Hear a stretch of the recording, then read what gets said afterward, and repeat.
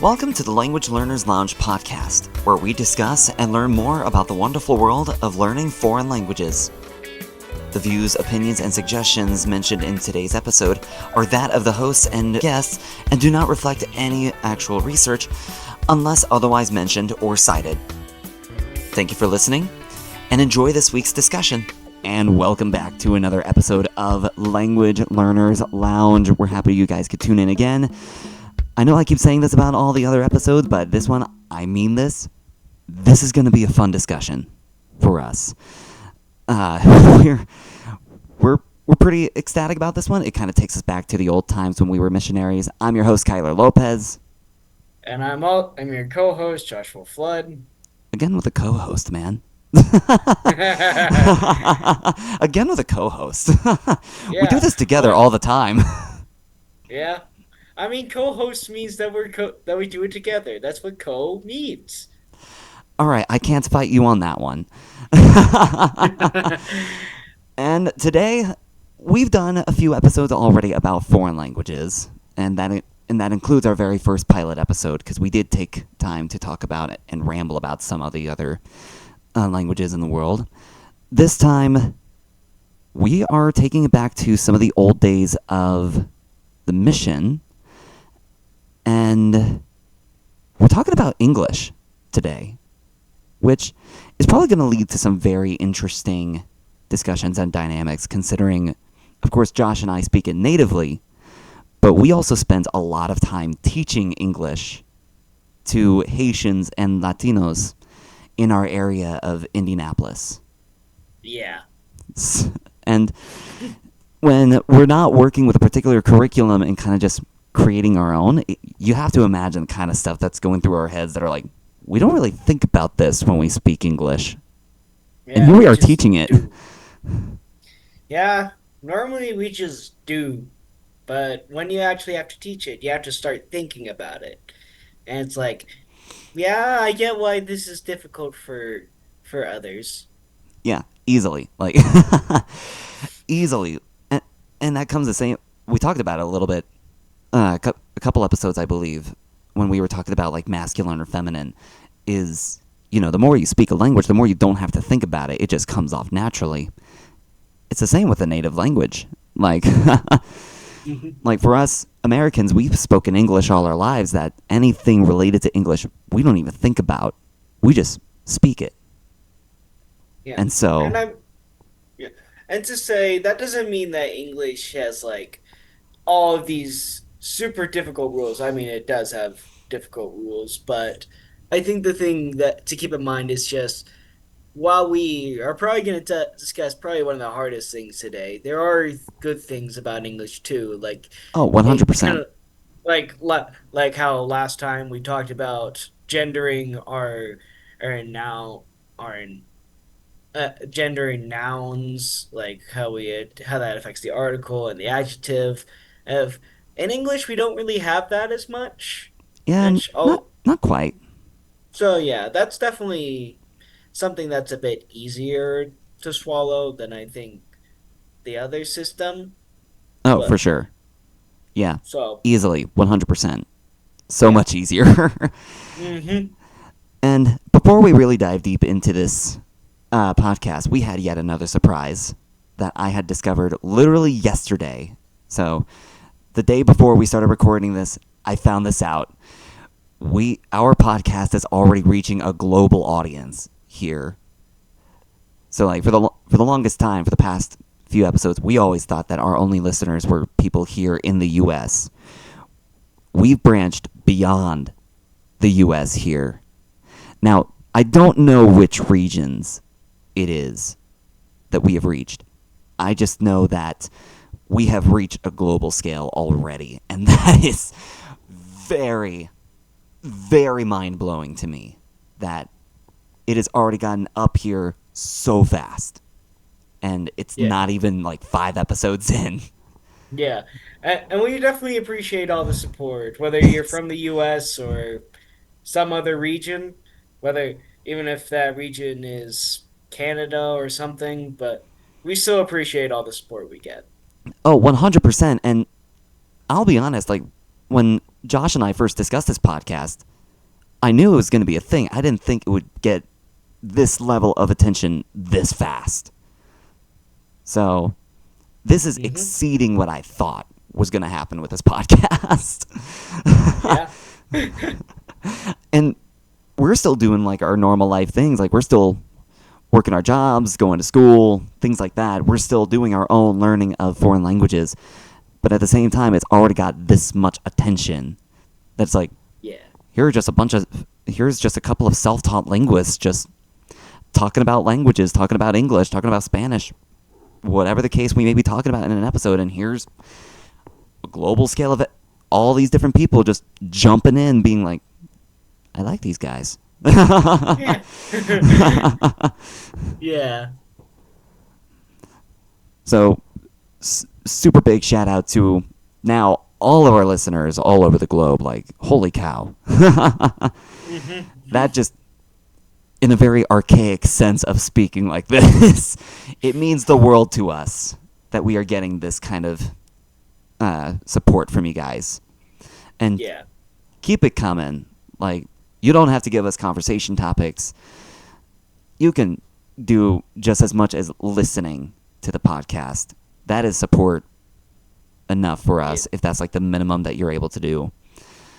But even if you have like extra language learning resources for us to refer to, we'll take it. Yeah. Discussion ideas, language learning resources, anything like that, we will take it. Yeah. Hey. Yeah, and we did. I believe we discussed it. We mentioned this last week, how someone gave us a Keen Your Wanded resource. We so. did. Yeah, we did. And I still refer myself back to that every now and then. Because with as many languages as I've been learning, I can only do so much time on each language. So now, let's get into it. English. Yeah. Our native, very weird language. Yep. There's really no other descriptor I have for that other than it's weird. It's strange, Yeah. and so many times when Josh and I have taught English to Haitians, when it comes to like different rules, like one of the things we'll be discussing is like the vowels. Like when we've had to discuss the vowels with them, there's so many times where they'll ask us, well, what about in this word? Why is it pronounced this way and not this way? And our only responses could really only be, because English is weird. Because. Parce que anglais c'est étrange. That's really what we could say if they didn't understand what the word weird meant was. Yeah. And speaking of weirdness, if for anybody watching on YouTube, you may recognize that I am not in my typical recording space. I'm doing a lot of traveling over the summer, so I am with me, myself, and I in a new place, in a home that a family is allowing me to stay in. And part of that traveling did mean I tried to figure out how to get all my podcasting materials with me from place to place, wherever I'm going to be staying at. And so, unfortunately, bringing my mic stand with me was not in the cards. So, in a way, I feel like I'm doing a stand-up comedy sketch at the same time as hosting a podcast episode today. Because for those watching on YouTube, you can clearly see it. But for those who are not watching on YouTube, those who are listening on like Apple Podcasts or Spotify, I am holding my microphone. Like I am one-handed holding my microphone. I'm also at a standing desk, so I'm also standing during this. Yeah. The next thing you know, you think you could be talking about what the next person in line said last week, or how the airplane food was. I very much could be, and that's always something interesting. As we think about going back to the topic of English, how often we hear it every day, and I remember the last time I visited another state. It was Utah. It was about same time last year as we're recording this. I remember I was flying home from my trip, and the books I was reading, not in English, of course, because that's the kind of person I am. And there's a lot of people right beside me who are like ooh, what language are you reading? And I tell them, either Haitian Creole or Spanish or whatever book I have out. And, I come to realize it's kind of similar. I've been in times when I've been in my home state of Indiana, and I've been reading something in English, and it's not always very apparent to me that somebody right beside me does not know English, and they'll look over my shoulder and see everything, and I take no care. I've done the same thing. But of course, typically people are just going to be like, what are you doing? And so I feel like the ways people learn English just come differently, other than just in the classroom. Yeah. And so, let's kick it back to the vowels. Let's take it back to that. The different ways people learn the vowel sounds, if not in the classroom, because the English vowels, they're interesting. I think, to my knowledge, that's the first time I've ever heard vowels being given a long or short sound. Mm-hmm. And having to describe what it means to have a long or short sound is also very interesting. Yeah. I mean, like, when you look at other languages like German, that's they probably would say that that they're so used to it that that's how it is, but they also have like long and short vowels depending on like how many consonants are after that vowel. So I think I think you will see some parallels between so definitely as we talk, we'll probably see some parallels with like Germanic languages, especially since English is a Germanic language. It is. But you probably also see like if we ever talk about English again, you might also recognize some French, other languages. And Yeah. and the nice thing about German, though, is that they at least have notations to determine a long or short sound, or like a different pronunciation of any kind. With Hmm. English, it's kind of more guess and check, Yeah. which tends to make learning the vowels a little more difficult than we like to admit. Yeah. And and English does have rules for them, but here's the problem is that there's a lot of exceptions. Oh, so many Yes. exceptions. Yeah. Easy as you will see with English, there's not a whole bunch of rules, but a whole bunch of exceptions. That's what I've always said. Yeah, so many different exceptions. We when Josh and I taught about vowels in English, we actually, because we only used to teach English like once a day, or like once a week. Once a day. Wait, once Yeah. a week. We didn't have Once that a week. schedule. Yeah.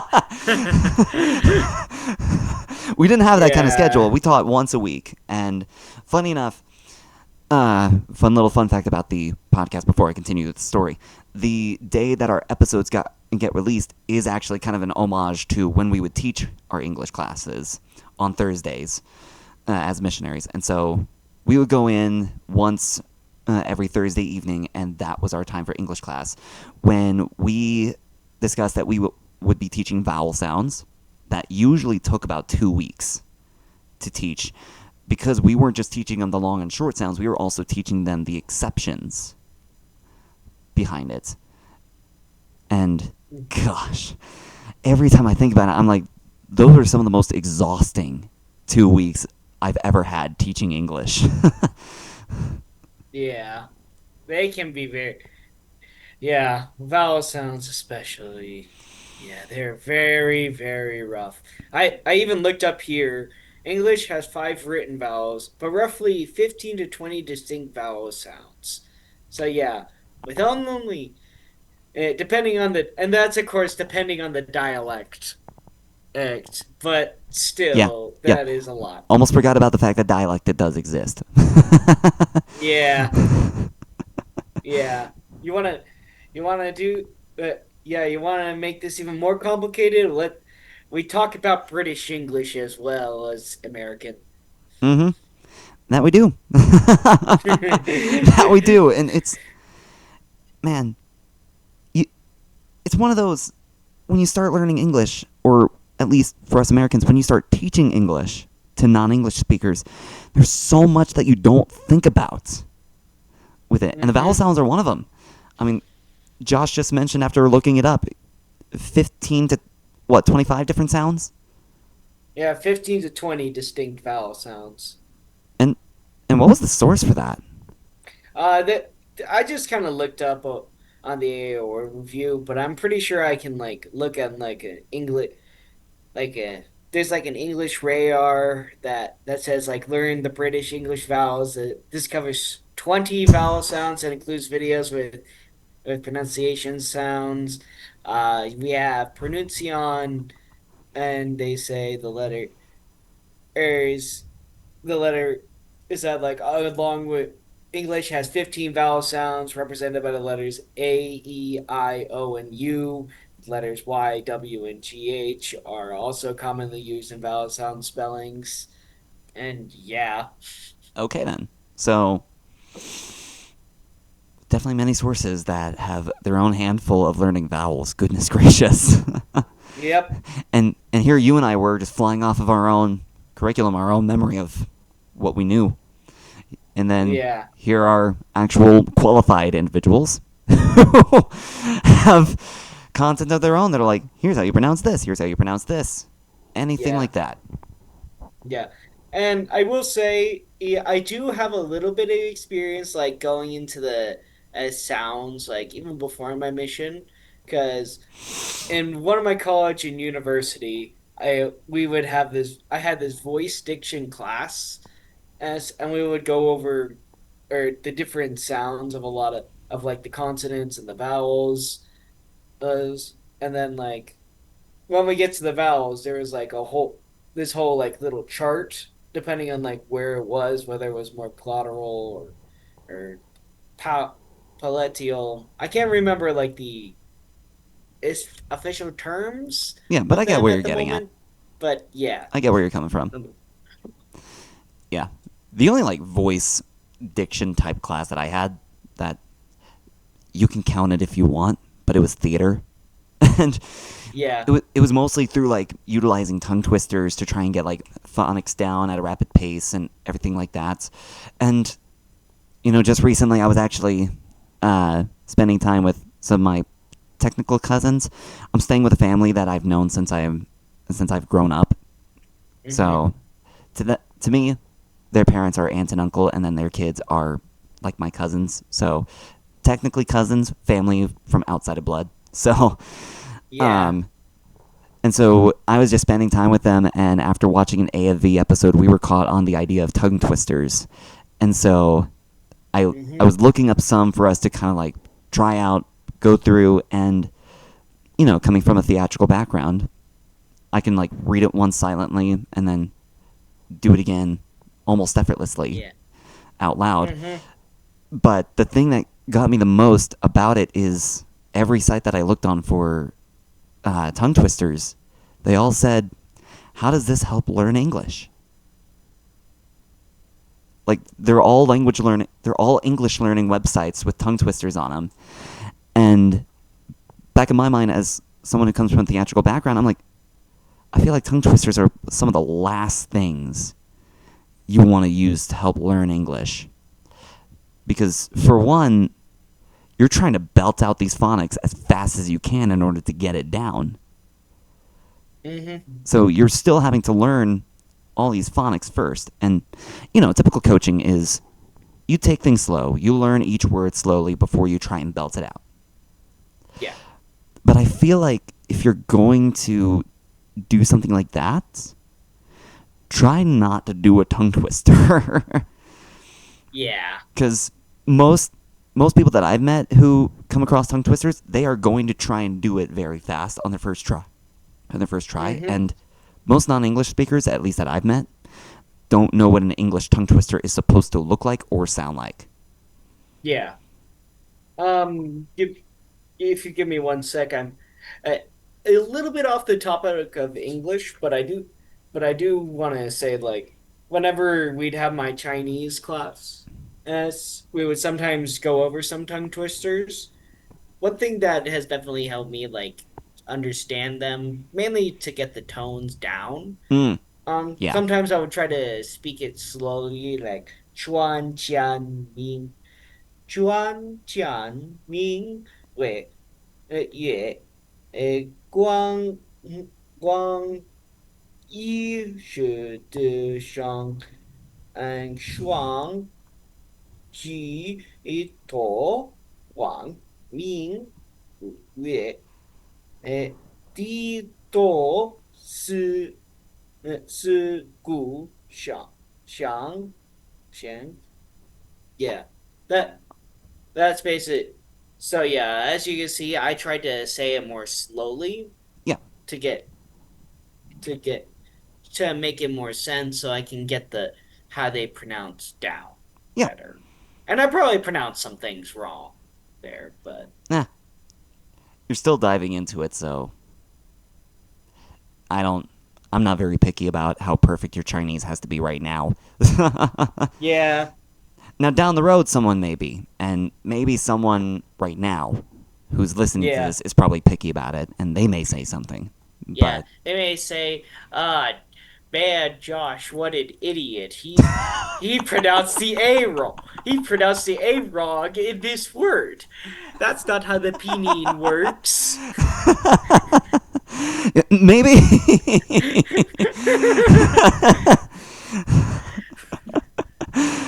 uh, we can now officially log this as potentially the only time I'm not the one likely going to get railed on in the comments.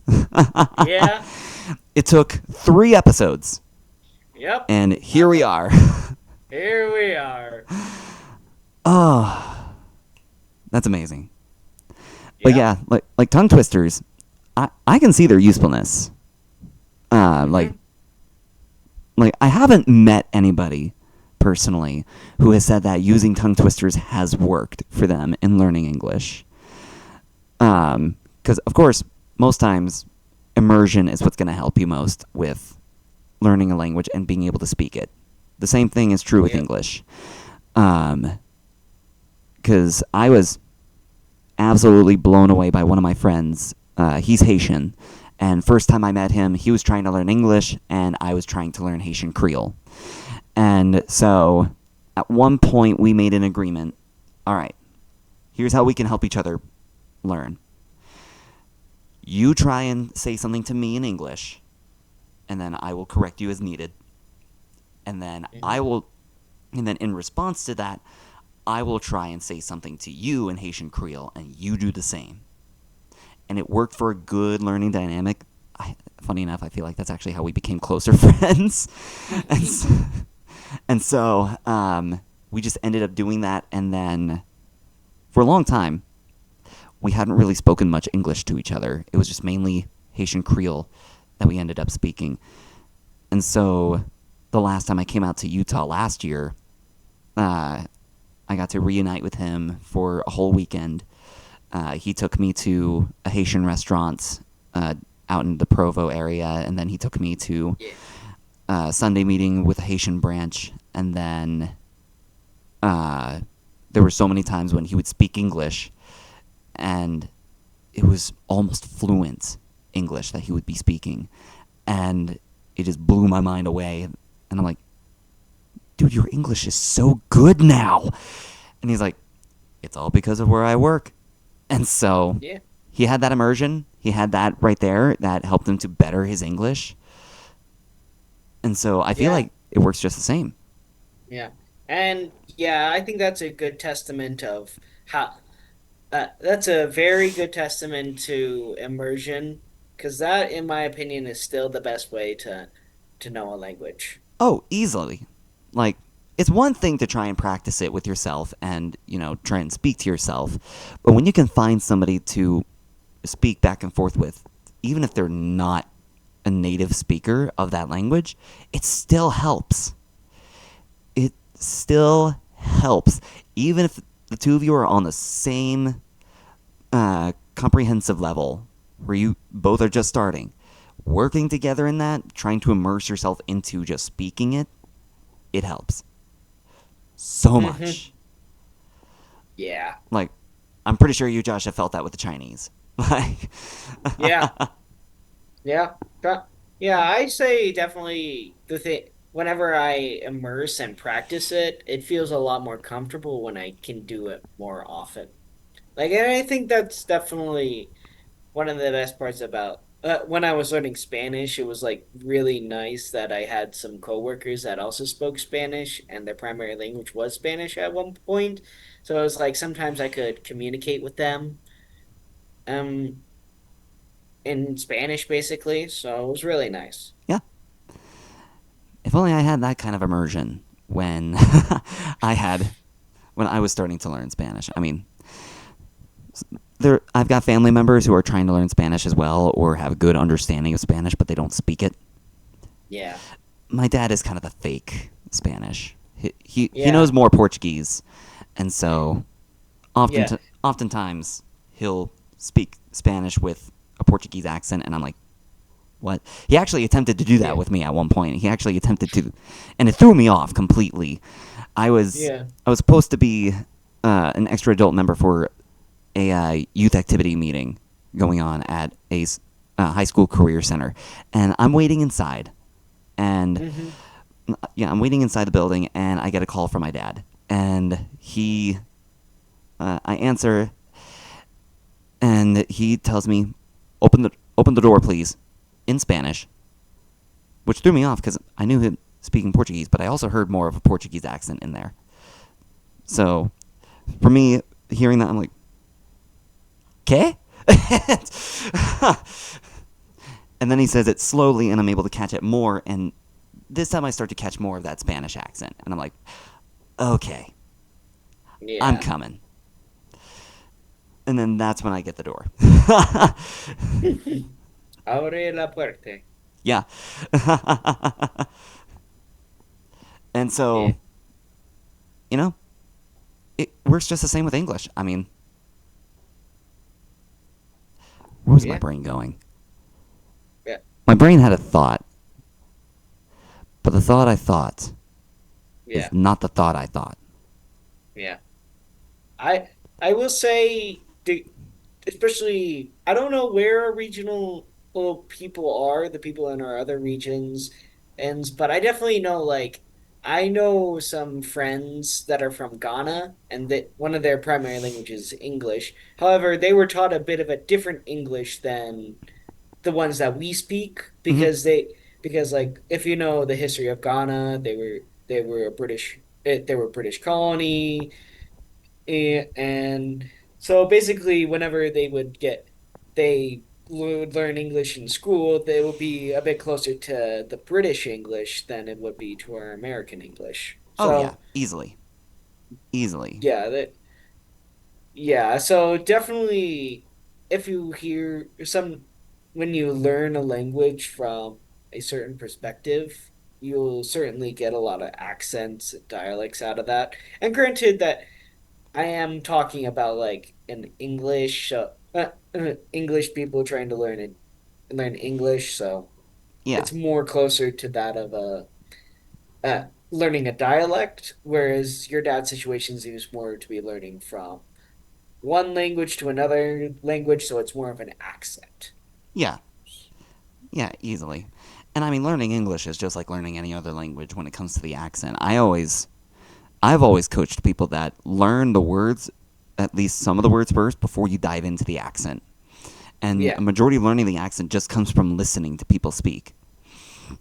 yeah, So, like, the gaining the Haitian Creole accent that I speak in was not from me just trying to do it on my own. I had to physically listen to Haitians speak their native language to then get what would be my own Haitian Creole accent. And then I mean it's the same thing with like French, Hindi, Arabic, anything like that.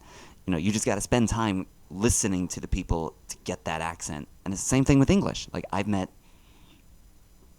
some Haitians, and maybe we might bring them onto the podcast. Maybe yeah, we might bring some people who have learned English from their first native language onto the yeah, podcast. But I've met some people who speak similarly to we do with the classic American accent, Mm-hmm. but then you just hear their native accent show up like that when they Yep. start speaking their native language. So, all language learning is all the same. Yep. It's just all a matter of how you approach it. And with English especially, you really got to be careful how you approach it. Yeah, you like, really do. like, I don't think it was any accident that Josh and I opted not to focus on phonics and pronunciations of like vowels and consonants for people's first time learning English. Yeah. That, yeah, that's what I would say. Focus on I would agree with that. Focus on basic words and then learn the phonics of things. Yeah, I mean, it's it's easier to learn English once you have like some of the words down. So that way Mm-hmm. those questions about like why does this letter make this sound in this word but not in this word? It makes those questions come about so much easier when that unit comes in and you're able to focus a little bit more on this is why the E makes this sound at the end of the word. Yep. But the thing Eh, but the thing English doesn't tell you about are the silent letters. yes. Like how, yeah, like why is tough? Like at one point you have tough, and then another point you have dough. Exactly. Big pronunciation changes.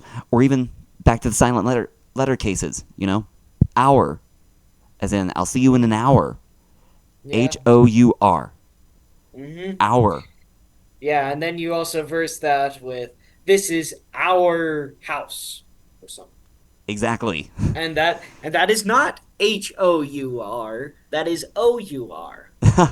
They both sound the same, but they're spelled differently. And then Mm-hmm. and then English has so many other words where a letter is silent. Like when you're trying to say knuckles or knitting. Starts with a K, Yep. but you pronounce the N. Or even Yep. like psychology. You don't pronounce the Mm-hmm. P. It's not psychology. Yeah. Which, to be fair, I think like the silent K, silent and G is like that has some Germanic roots, if I recall. It could. I think I think he's like psycho, and then like psychology with the silent P. I think French also has something similar I think where at so. least at least like with how psychology works, it is like psychology, like the P is silent Let me there. look up that word. I might be I might be wrong. You know what? Why don't we just do it in German while we're thinking about it too? Psychology in German I don't know if about does also psychology in begin. German. It does also begin with a P, but I'm not seeing a pronunciation, so I don't. Let me listen to it. I didn't hear it. My phone is too quiet. Yeah. I need, Okay, so I looked up the French version, and yes, I was right. It does start with a P, and they don't pronounce the P. but the German does pronounce the P. Okay, I was thinking of other words. To be honest, I was thinking of other words with the German. I wasn't thinking of psychology. I think it was like the word for gnome, probably. Gnome. Nope, that's home.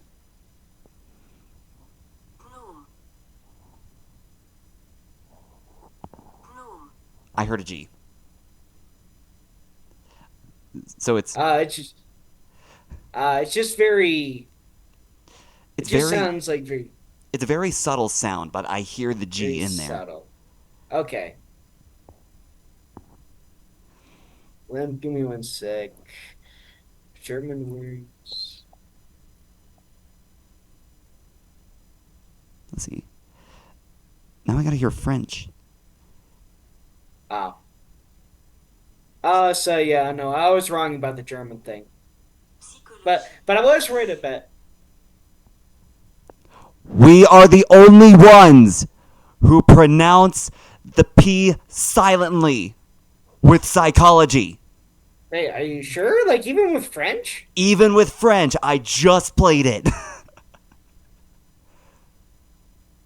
I'm hearing it and I don't hear the P.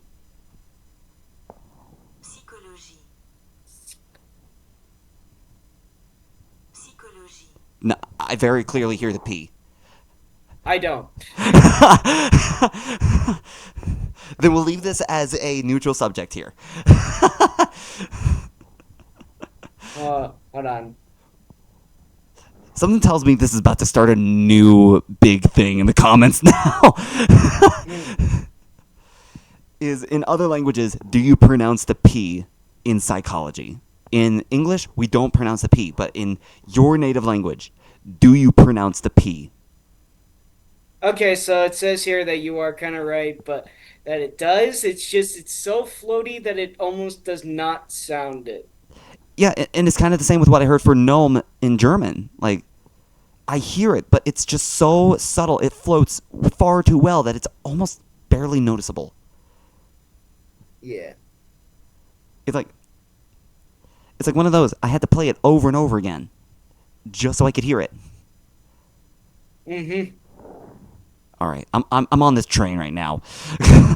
Okay, yeah, I'm also on a train. Train. Psychology in Haitian Creole. Okay, we got a difference here. Psychology in Haitian Creole, psychologie. There is no P at the beginning.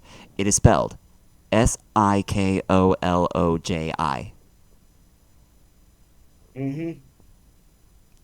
So now we got to make this like an open poll to our listeners here.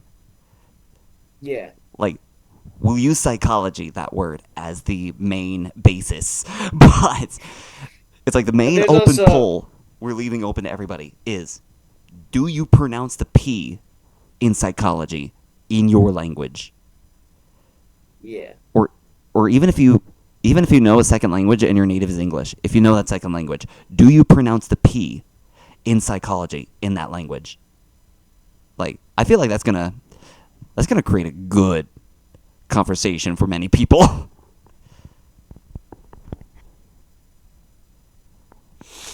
Oh, I gotta stop at that train. Otherwise, we're gonna be on it the whole episode. Here we are. Oh wait. I did. So you were wrong about something, and English is not the only language that says psychology that has the P, but they don't say it. Spanish and Portuguese apparently do not say the P in psychology. What? Yeah, Ooh, that's a page turner. yeah, Nice. That. I know I got defeated there, but that makes me feel better. yeah. Because Okay, then I so can we walk will around. just Because now I can walk around being like, English is not the only weird language out there. yeah. At least when it comes to pronouncing psychology. Yeah, at least with that. There's still other words we got to test, but I'm sure they don't have nearly as many silent letters as English does. Mm-hmm. English is whack for their silent letters. There's a good example of a word that I just said, whack, spelled WHACK. The H silent. We Mm-hmm. don't say it whack. We just say it whack, just on its own. Same with why or what or where. We don't say where or why or what. Mm-hmm. Yeah. Like, it just sounds ridiculous, but that's how it's Yeah. spelled. What? Yeah. What? What? What? What? What? We sound like a fake German trying to sound German. We do. I mean, you take any word with a silent letter and just pronounce that silent letter. We will sound like a fake German, like half a hour. Like, Mm-hmm. that sounds pretty fake German. Knuckles. Yeah. Yeah. Knuckles. I heard a Knuckles. knock at the Knuck. door. I have a knock at the door. Yeah. We're going to So school. maybe that's why we don't pronounce it that way. Because then we'll America just just wanted sound to feel German. unique, apparently. Want to feel unique? Well, English wanted to feel unique. But English just wanted to be its own thing, and so to do that, we had to negate some pronunciations. yeah, But the because let's word not. was, but the word was still special enough. They decided to keep the letters in. Yeah. All right. Okay, so I did actually somewhat want to talk about like some of the individual vowel sounds just a little bit. Oh, go for it. So I put a uh, uh Yeah, I pull up one of am the going to resources. it says I need to share. I need sharing reference. Oh, so those on YouTube get to see it. Those who are. Yeah, yeah, yeah. So yeah, if you're on YouTube, I'll try to best describe it. For those on YouTube, you're welcome. But for those on Apple Podcasts or Spotify, I am so sorry. Yeah, and don't worry, I will try to explain what I'm trying to say here as much as I can. And I just wanted to kind of show, especially like our visual ones ends can see. But if you're only audio, I'll try to explain things as much as I can. All right. I should have given you permissions there. So Alrighty then. Alrighty then. let's All go. right. Alrighty then. So first off, this is pronuncion.com. I'm not we're not sponsored. So but this is where we get Sorry, my own uh excitement came through with the web browser you're using. yeah. Yeah, Opera. Yeah, I use the same No, one. yeah, I'm not we're not sponsored by them either, We're so not. don't worry. We're not. We just. So this is the credit. We credit both of them. We're just using this for help. All right, Uh, pronuncion. Okay, so first off, we have our long vowels here. So we have the long A that we'll hear in cake, and then the long E that we'll normally hear in keep, the long I that we hear in bike, and long O that we hear in home, and the long U that we hear in cute. Which, yeah, if you so yeah, well, long A is kind of a, and then long E is an E, long I is an I, the long O is a O, and the long U is a ooh, U, kind of like that. Ooh. And then we have our short vowels. We have the short A that is like a in cat. And then we have a short E that is like and bed. And then a short I, which is like and sit. And a short O, which is like ah and top. And then we have the short U, which is like in sun. And then we have other vowels, because we have the other U, which is put, uh, put, put. And then we have the oo sound, like soon, like soon. And then we have the ah, then we have the ah sound in like dog or fawn. And then we have the oi, Oi. oi sound in like join. And then we have the ow sound in like down. Yeah. And yeah, like a good rule of thumb for a lot of for a lot of the long vowels is that if it ends in an e, the e will be silent, and the next the one will be a long vowel. But don't quote that on everything, because there is words like live, which can also be live, Yeah, but that one's a it weird can one. sometimes be live. Um, have that has a HAVE, that that is not the it is not have, it is have. So it's Yeah. more like the short A. But good rule of thumb, if it's if it's there with an E at the end, it's most likely long. Um with a couple of exceptions. And then like keep, if there's two E's next to each other, most of the time it will sound like an E. And yeah. And then and then basically just kind of ask what Yeah. word would say. And because Because sometimes that's just the best way to know how a word is pronounced.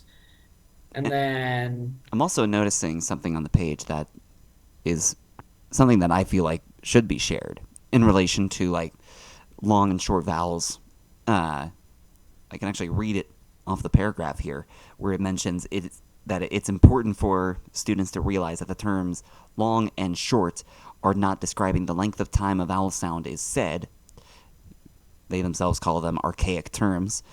They're still popular yeah. in they're still in popular use in American classrooms and online. They are used here to give a name to a vowel sound, so when the sound is discussed, the name and not the sound, which many beginner students cannot yet hear correctly, is used. Mm-hmm. Yeah. So, kind of bounces right back to English is weird. Yep. Basically, It kind of just takes us right back to that. yeah. English is weird. These are very these archaic terms are just popular. They're not actually that long or short. Or a Yeah. yeah. Well, All we had right. a very fulfilling discussion. in a way, this Yeah. in a way this kind of actually did feel like back when we taught English, just kind of rediscussing these terms as students were filing in, and even sometimes during class discussing these amongst each other. Mm-hmm. that was that was fun, actually. Yeah. A lot of fun tangents, and this is likely not going to be the first and last time that we will be discussing English on this podcast. Surely Yeah. there will be more times. Surely, Mm-hmm. 100%, there will be more Yeah. times when we will discuss English. And as the idea came about during this episode, we may have an episode where we bring in somebody who is not natively an English speaker to talk about their journey learning English. Because Yeah. we're starting to get to that point now with how many episodes we got where we can start bringing in guests, and who knows who the first one could be. Yeah. we have an outline of people we want to bring in, but Mm-hmm. we're not quite there yet in how many episodes we have yet. We're trying to keep to a certain number of episodes before we're like, let's bring in a guest. Mm-hmm. Yeah. But otherwise, a fun discussion. I'd say a good one for Yeah. this episode. Yeah. So that kind of leaves us on a fun note to end on. Started with the vowels, ended with the vowels. Yep. So Exactly. came full circle. Yeah. All came full circle. Yeah. And so thank you guys again for listening to this podcast, tuning in by any means you're able to, be it YouTube, Spotify, Apple Podcasts, Amazon Music, whatever you listen to podcasts on. Thank you for tuning in. And Yeah. we hope to be able to continue to receive such support, and yeah, Mm-hmm. we're so happy you could tune in. And again, if you have any discussion ideas or any questions you want to ask us, just reach out to us either by email, social media, whatever means you want. We will Yeah. get to you as soon as we're able to. And with that, we'll see you all next time. Yep. See y'all later. Bye-bye. Au revoir. Thank you for listening to this week's episode. If you have a suggestion for what you want us to discuss, please leave us a message either through our email or through social media. Thank you again for joining us, and we hope you sit with us again in the Language Learners Lounge.